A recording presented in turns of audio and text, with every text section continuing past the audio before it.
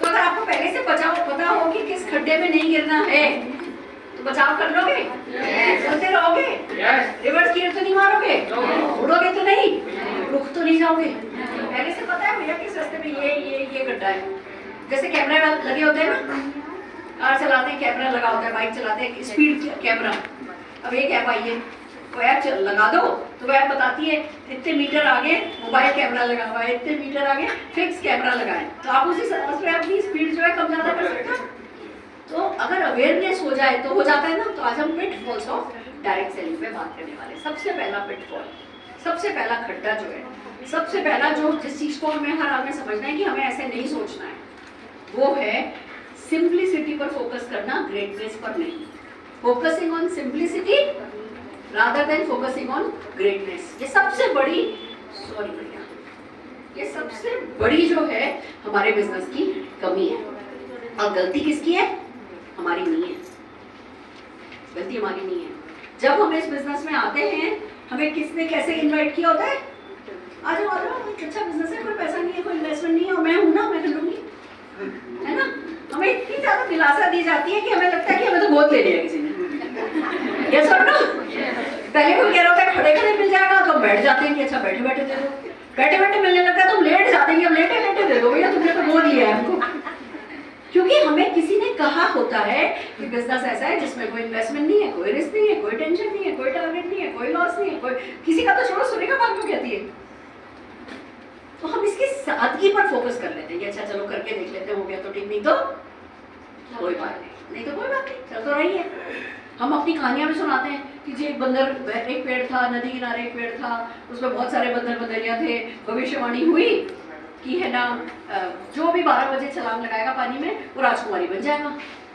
कोई नहीं कूदा, एक बंदर कूद गया, तो एक बंदरिया कूद गई, वो राजकुमारी बन गई। तो सबने उससे पूछा कि तूने भरोसा कैसे किया कि 12 बजे, हम तो रोज ही इसमें कूदते हैं, तूने भरोसा कैसे किया कि है ना राजकुमारी बन जाएगी? मैंने भरोसा नहीं किया, मैंने सोचा कूद के देख लेता हूँ, अगर राजकुमारी बन गई तो ठीक, नहीं तो बंदरिया तो हुई। हम सब इसी सोच के साथ इस बिजनेस में कूदते हैं, करके देख लेते हैं, चल गया तो ठीक, नहीं तो क्या फर्क पड़ता है, हस्बैंड पैसा तो दे ही नहीं, पॉकेट मनी तो दे ही नहीं, कम ज्यादा क्या फर्क पड़ता है। तो सुनो, इस सोच को बदलना है। हमें ये समझना है कि हम किसी छोटे मोटे बिजनेस में नहीं है, हमें अपने आप से कहना है हम एक इंडस्ट्रियलिस्ट हैं। रतन टाटा जी जैसा सोचना है हमको। वो अपने आप को कहते थे कि आप बिजनेसमैन नहीं हो, आप इंडस्ट्रियलिस्ट हो, वो खुद को वही मानते थे और इसीलिए इतने बड़े हो पाए। हमें भी ये नहीं सोचना है जी मैं तो सिंपल हाउसवाइफ हूँ, मुझे तो ये पता ही नहीं था, जी मेरी तो लॉयल्टी चली गई, मुझे तो पता ही नहीं था कि तारीख से पहले लॉयल्टी करनी है, मुझे तो पता ही नहीं था इतने बजे बंद हो जाता है, मुझे तो पता ही नहीं था रिपर्सेंट इतने बजे क्लोज हो जाती है। वो अनाड़ी वाली बात अब नहीं चलेगी। या आपका मोदी केयर में ये हो गया, आउट ऑफ स्टॉक हो गया आपकी मोदी केयर में, मैं 4 चीजों का ऑर्डर डालने वाली थी, 2 ही चीज मिली, इसलिए मैं छोड़ रही हूँ। या मैंने ऑर्डर डाला था, 3 दिन डिलीवरी नहीं आई तो चौथे दिन आउट। अगर आपका एक दुकान हो, बाढ़ आ जाए, क्या करोगे? भाग जाओगे घर या गल्ला बचाओगे? क्यों? क्योंकि गल्ले में आपका पैसा है। गल्ले में पैसा लगा हो, लाख 2 लाख 4 लाख 10 लाख भी हो ना, बंदा छोड़ के नहीं भागता। यहाँ क्योंकि गल्ले में पैसा फंसा नहीं है, सोच हमारी छोटी है, हो गया तो ठीक है कोई बात नहीं। तो सबसे पहले कौन भागता है?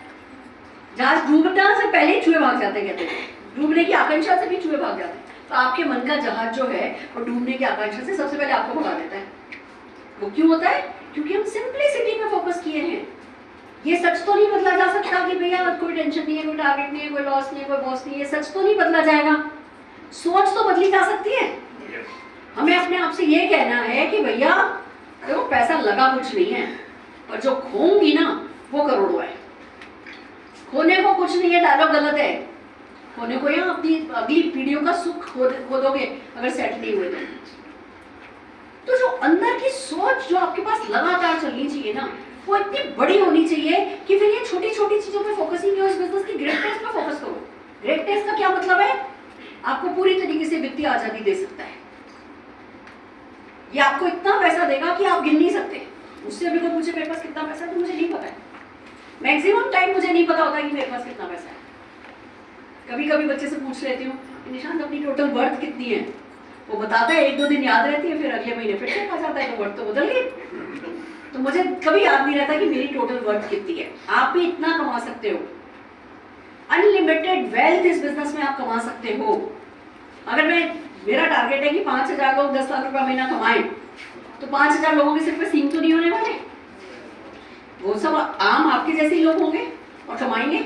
वो कमाएंगे तो आप क्यों नहीं? तो सबसे पहले जो है वो सोच करके देखो कि इस बिजनेस की ग्रेटनेस क्या है।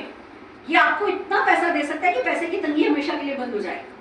कभी मकान मालिक आके खड़ा नहीं होगा कि किराया नहीं डाला। जिंदगी में किराया लोगे, लेने वाले बनोगे, किराया देने वाले कभी नहीं बनोगे। बहुत बड़ी बात है। जिनके बाप दादा छोड़ गए, जिनके नहीं छोड़ कर गए, वो खुद खड़ी कर ले किराए पे देने के लिए प्रॉपर्टीज, ये बड़ी बात है। तो हमें करनी है वो, हमें देना नहीं है किराया, हमें लेना है, खाना है किराया। हमें पैसे के टेंशन को लाइफ से खत्म करना है। अभी मैं रोलेक्स शोरूम जाकर के आ रही हूँ। हर साल 14 नवंबर को निशान की बर्थडे आती है, हर साल एक रोलेक्स या कोई ऐसी रोलेक्स इतनी बड़ी घड़ी ही दिलाती हूँ। आज जो ये घड़ी पसंद करके गया था वो लगभग 10.5 लाख रुपए ऐसी वाली घड़ी हो गया था। मुंबई सबमरीन ये वाली लेंगे, वो अवेलेबल नहीं थी। अगली गाड़ी 26 लाख की पसंद आई, हम ऑर्डर दे करके आए। समझ रहे हो?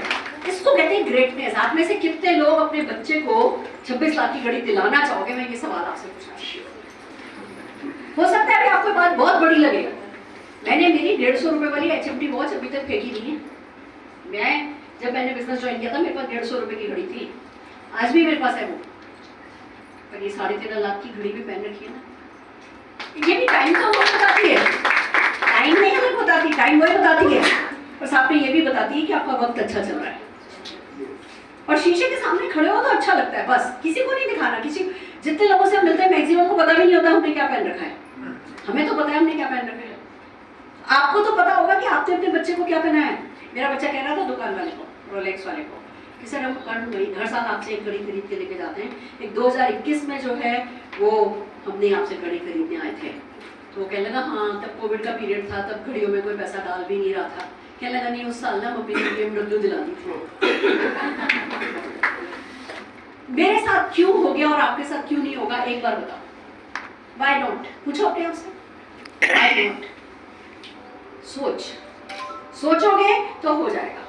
अगर 10, 12, 15, 20 हजार रुपए की सोचते रहे ना तो नहीं होगा। बड़ा सोचोगे इस बिजनेस की, उस ग्रेटनेस से फूले नहीं समाना है हमें।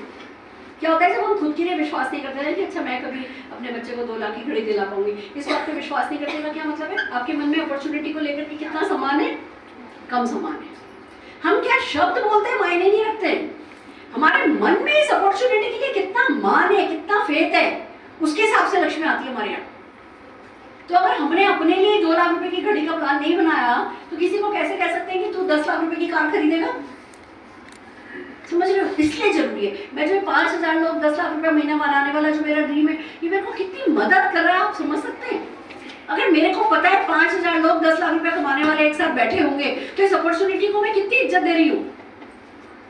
फिर कोई फर्क पड़ता है? समीर मोदी जी की कल 23 तारीख को मीटिंग थी। समीर जी ने 100 कंपनी के है ना लोगों को बुलाया था।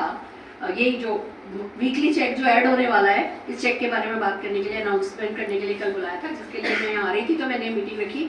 समीर जी की तबीयत खराब हो गई, उनको वायरल बहुत सीवियर हो गया, बहुत तेज थ्रोट इन्फेक्शन हो गया, तो मीटिंग पोस्टपोन करनी पड़ी। तो सुरेखा भार्गव को क्या करना चाहिए था? मैं आई हूँ मीटिंग करने नहीं आई हूँ, मैं सिर्फ ये मीटिंग करने आई हूँ बम्बई से। मुझे क्या करना चाहिए था? जब मीटिंग कैंसिल हुई, समीर जी की मीटिंग कैंसिल हुई, मैं कह सकती थी इन लोगों ने कौन सा हॉल बुक कर रखा है, कौन से टिकट बेचे हुए। एक फोन कर देती गौरव जी को, एक फोन कर देती त्रिपति को, पल्लवी जी को, और कह देती कि भाई है ना बस मैं नहीं आ रही हूँ क्योंकि मीटिंग कैंसिल हो गई। और मेरे माइंड में ये बिग पिक्चर है कि भले ही इधर 100 लोग बैठेंगे और उसमें से कम 50 लोग तो 10 लाख रुपया महीना कमाने वाले में बैठे होंगे। बिग पिक्चर है तो मैं इस अपॉर्चुनिटी की रिस्पेक्ट समझ रहा हूँ। मैं आपको जो समझाने की कोशिश कर रही हूँ वो आप समझ पा रहे हो कि आप अगर इस बिजनेस की ग्रेटनेस पर फोकस करोगे ना आप अपने बच्चों के बारे में सोचोगे, अगली पीढ़ियों के बारे में सोचोगे। आप सोचोगे कि भैया इस बिजनेस में मेरे को साम दाम दंड भेद उल्टा लटक के भी करना पड़ेगा काम, मैं काम करने के लिए तैयार हूँ, मेरे को जो भी बोलोगे मैं करने के लिए तैयार हूँ। मुझे किसी भी दिन ये दिन नहीं देखना कि टिंग टोंग बेल बजी, मैंने दरवाजा खोला, बेटा सामने मुंह लटका खड़ा है कि माँ आज भी नौकरी नहीं मिली। समझ रहे हो? जिस दिन निशान ग्रेजुएशन करके निकला, वो MBA करके निकला, तो कॉम्प्लेक्स वो है ना, वहीं से यूनिवर्सिटी से ही सिलेक्शन होते हैं ना, कैंपस सिलेक्शन, नौकरी मिलती है। तो गोदरेज में नौकरी मिली इसको। तो मैं कहा चलो माँ, सब लोग नौकरी को बड़ा गालियाँ देते हैं, मैं देख करके तो आता हूँ कि नौकरी होती किस चिड़िया का नाम है। तो वो नौकरी पे लग गया गोदरेज में। वहाँ पता चला कि वहाँ पे अलाउड नहीं है कि आप अपने बॉस से बड़ी गाड़ी खरीदो। कह रहा माँ हम कौन सी दुनिया में रहते हैं, हम यहाँ हर किसी को कहते हैं you can do it, you can do it. वो कहते नहीं अपने बॉस से बड़ी गाड़ी नहीं खरीद सकते, अलाउड नहीं है। 6 महीने काम किया, दिसंबर में नौकरी को बाय बाय करके आया, जनवरी में, और मार्च में ये कोविड आया। उनके ऑफिस वालों ने किसी बच्चे को छुट्टी नहीं दी। जितने भी वहां पे वर्कर थे गोदरेज में, 4-5 हजार लोग, सबके सब वहीं अटक गए। खाने के लाले पड़े थे, सिलेंडर खत्म हो गए थे, सब परेशान हो रहे थे। मेरा बच्चा क्योंकि उसके पास मोदी केयर का सहारा था, तो जब मर्जी आई थी छोड़ करके आ गया था ना। मेरे से कह रहा था अगर मैं वहाँ अटका होता तो क्या होता। इनका मैं स्कूटी लेकर के आती, कोई सी कार अलाउ नहीं कर रहे थे, स्कूटी अलाउ कर रहे थे माओ को। इनका मैं स्कूटी लेकर के आ जाती तेरे को बम्बई लेने के लिए, मैं मुंबई छोड़ने वाली थी तेरे को। समझ रहे हो मैं क्या कह रही हूँ? आप अपने बच्चों से प्यार करते हो ना, ऐसा वाला प्यार या केयर वाला प्यार? जो करता है केयर वाला प्यार वही करता है मोदी केयर, और कोई नहीं करता। हमें कुछ नहीं करनी है, हमें ट्रू केयर करनी है अपने परिवार की।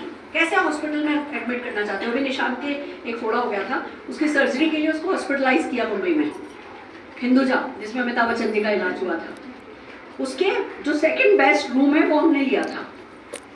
जैसे क्या हुआ, वहाँ गए, उनको बोला जी हमारा एडमिशन है आज। तो हाँ जी जैसे होटल में आता है वो जो सूटेड बूटेड बंदा आपको चेक इन कराने लेके जाता है, वो हमको चेक इन कराने ऊपर लेके गए।